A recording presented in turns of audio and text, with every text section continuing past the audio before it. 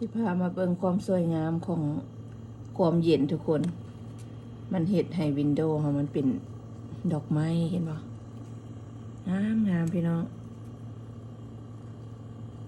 มันเย็นหลายจนว่าเฮ็ดให้เป็นนั้นเป็นน้ำแข็งทุกคนเฮ็ดให้วินโดว์เป็น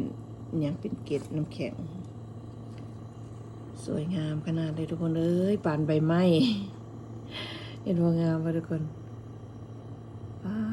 ถูกธรรมชาติสร้างขึ้นในนี้จุเจ้างามแท้งามว่าบ่ได้มีคนมาแต่งมาแต้มลมพัดมาใส่ถึกวินโดว์แล้วมันก็เกิดปรากฏการณ์เป็นรูปร่างคือต้นดอกไม้คือใบไม้คือดอกไม้สวยงามทุกคนเอ้ยคุณนะเห็นปะงามงามปรากฏการณ์ธรรมชาติสวยงามเสมองามงามทุกคนธรรมชาติสร้างขึ้นได้นี่นะงามปะ